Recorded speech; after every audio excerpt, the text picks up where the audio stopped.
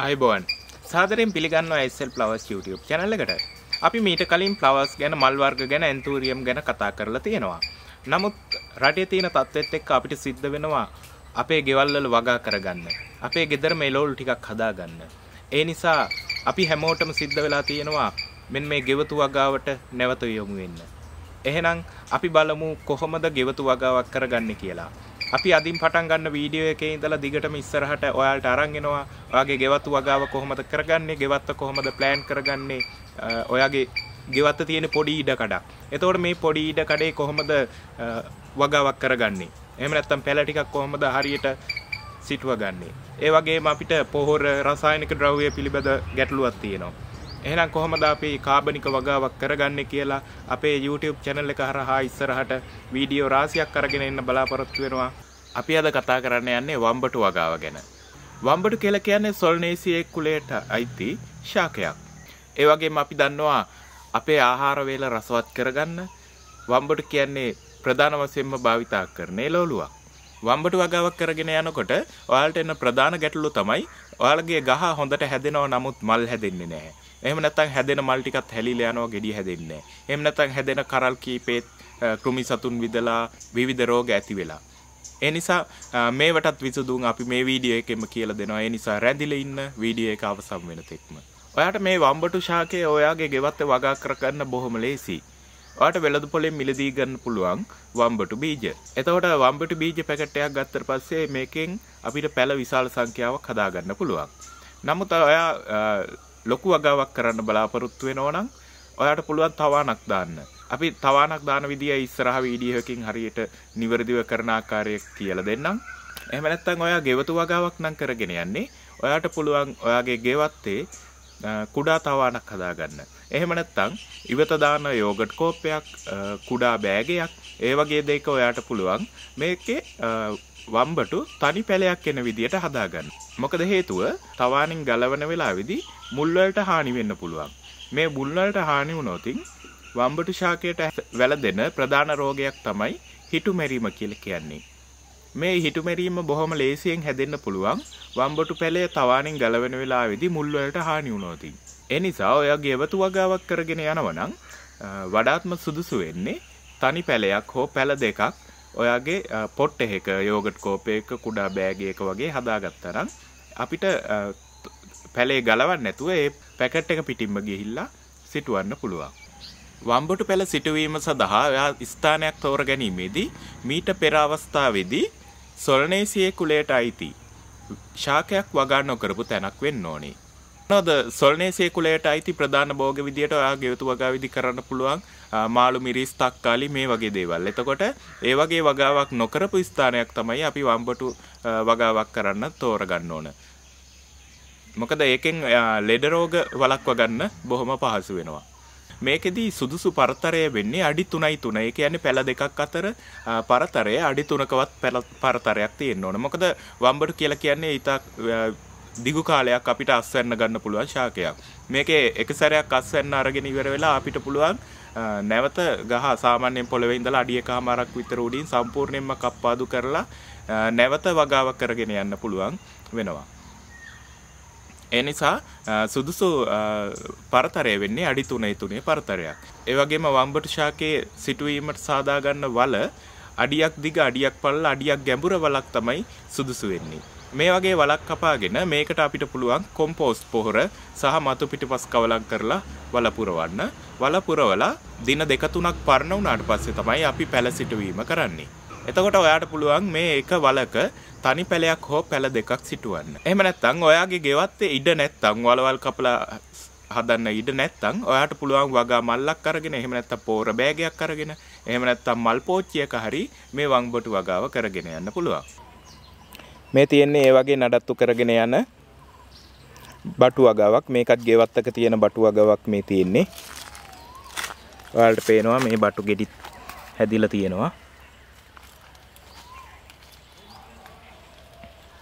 මේ වම්බටු මල් වල මල් වර්ග කීපයක් තියෙනවා. ඒ මල් වර්ග කීපයකට බෙදලා තියෙන්නේ මේ කලංකයේ දිග අනුව.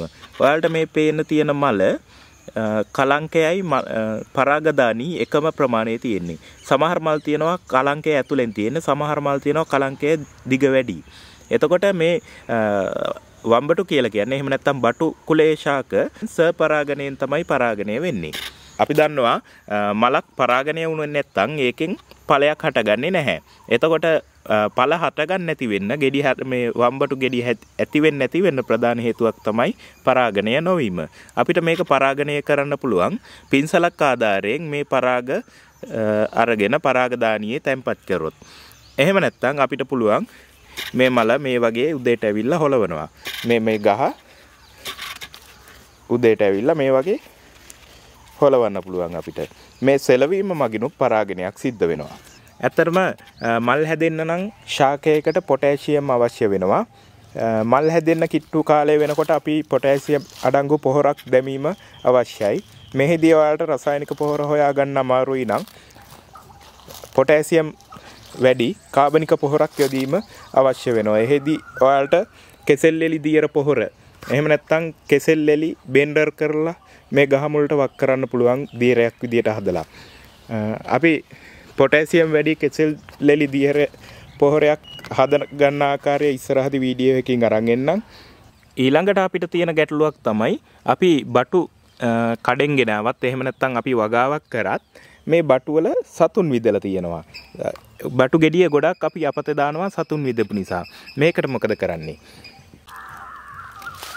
බටු මලක් පරාගණය වුණාට පස්සේ මේ වගේ බටු ගෙඩිය හැදීගෙන එනවා. මීටත් පොඩි අවස්ථාවකදී එහෙම නැත්නම් අපි දකින පළවෙනි අවස්ථාවේම මේක අපිට බෑගයකින් ආවරණය කරන්න පුළුවන්. මේ අපිට පුළුවන් මේ වගේ බෑගයක් සොපින් බෑගයක් අරගෙන යටිපැත්ත සිදුරු කරනවා මේ ආකාරයෙන් සිදුරු කරලා මේ විදියට අපි බටු ගෙඩිය ආවරණය වෙන පරිදි බෑගයකින් ගැට ගහනවා. එතකොට කෘමි සතුන්ගේ හානිය වළක්වා ගන්න පුළුවන් අපිට.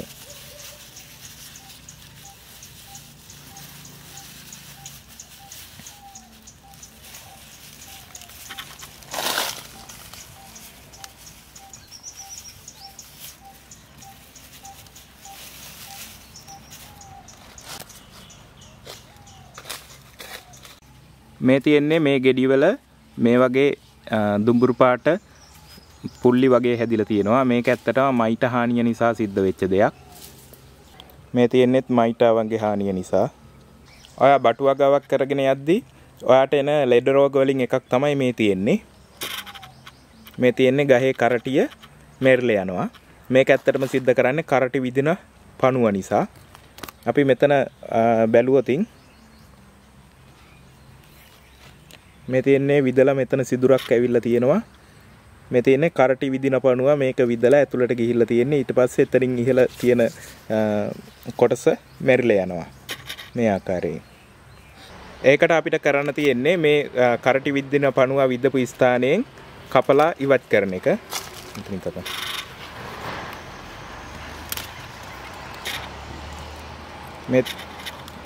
මේ තියෙන්නේ මේ විදියට කරටි විදින පණුව විදපු ස්ථානයෙන් අපි මේක කපලා වගාවෙන් ඉවත් කරලම දාන්න ඕනේ. එහෙම නැත්නම් මේකෙන් නැවත අපිට හානියක් වෙන්න පුළුවන්. ඒ නිසා අපි මේක වගාවෙන් ඉවත් කරලා දාන්න ඕනේ. මේ වගේ වගාවක් කරගෙන යනකොට අපි මතකතුව කරගන්න ඕන දෙයක් තමයි මේවට එන ලෙඩ රෝග කෘමි සතුන්ගෙන් ආරක්ෂා කරගන්න කෘමි විකර්ෂක ශාක හිටව ගන්න ඕනේ අපේ වගාව අවට. ඒ කියන්නේ අපේ වගාවත් එක්කම කෘමි විකර්ෂකයකුත් අපිට සිටව ගන්න පුළුවන් නම් ඒ කියන්නේ දාස් පෙතියා ඉඟුරු වගේ දේවලුත් මේ බටු වගාව එහෙම නැත්නම් අපේ ගෙවත්තේ තනින් තන සිටව ගන්න පුළුවන් නම් එතකොට කෘමි සතුන්ගේ හානිය අවම කරගන්න පුළුවන්.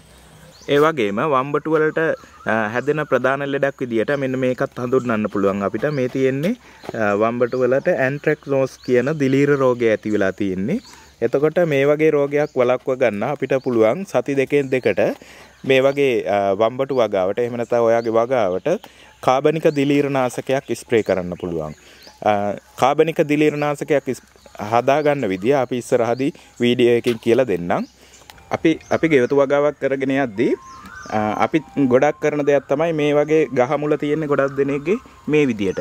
ඒ කියන්නේ අපි වතුර දැම්මට කිසිම වසුනක් නැහැ මේකේ. ඒ නිසා අපි දාන වතුර ඉතාම ඉක්මනින් වාෂ්ප වෙලා යනවා. ඒ වගේම මේකේ ඉන්න පාංශු ජීවීන් ඉන්නවා.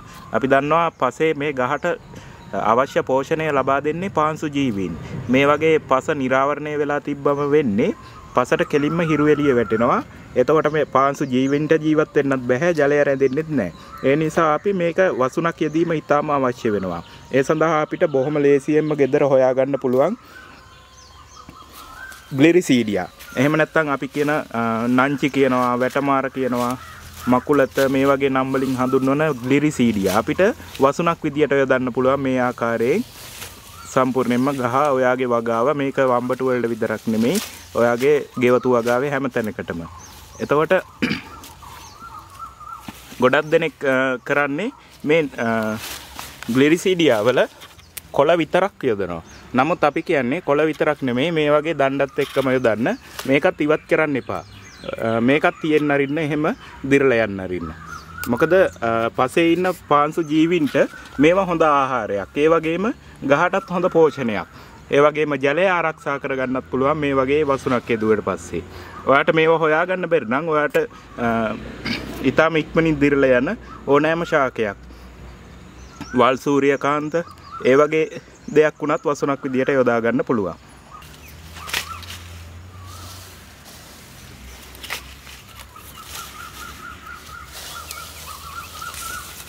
ඔයාට පළවෙනි වතාවට වෙළඳ පොලෙන් බටු පැල හෝ එහෙම නැත්නම් බටු බීජ මිලදී ගන්න පුළුවන්. ඊළඟ වතාවේදී ඔයා බටු බීජ ඔයාගේ ගෙවත්තෙම හදා ගන්න පුළුවන්. ඒ කොහොමද එහෙම කරන්නේ? එහෙම කරන්නේ ඔයා පළවෙනි දෙවෙනි අස්වැන්න අරගෙන ඉවර වෙලා ඊළඟට අපි තෝරගන්නවා හොඳින් හැදෙන බටු හැදෙන ශාකය මොකද්ද කියලා. අන්න ඒකේ හොඳට හැදුණු බටු ගෙඩියක් ඉතුරු කරනවා ඉදෙන්න. එතකොට ගහේම ඉදුණට පස්සේ ඒකෙන් අපිට බීජ වෙන් කරලා ගන්න පුළුවන්. ඒ වෙන් කරලා ගන්න බීජ බටු ගෙඩිය කපලා ඉවර වෙලා අපිට හොඳින් හොදලා පත්තර කොලයක දාලා වේලලා ගන්න පුළුවන් නැවත වගා කරන්න. එහෙනම් අපි විශ්වාස කරනවා ඔයාගේ ගෙවතු වගාව හොඳින් සාර්ථක කරගන්න යමක් ඉගෙන ගත්තා කියලා. ඒ වගේම බටු වගාව සම්බන්ධයෙන් නැවතත් තවත් අපි අද නොකියු දේවල් තවත් ඉස්සරහට වීඩියෝ එකකින් අරගෙන එන්නම්. ඒ වගේම නැවත මතක් කරනවා ඔයා අපේ channel එකට අලුත් කෙනෙක් නම් subscribe කරලා එකතු වෙන්න කියලාත්. එහෙනම් සමුගන්නවා නැවත මේ වගේ වටින වීඩියෝ එකක් අරගෙන එන තෙක් ඔබට සුබ දවසක්.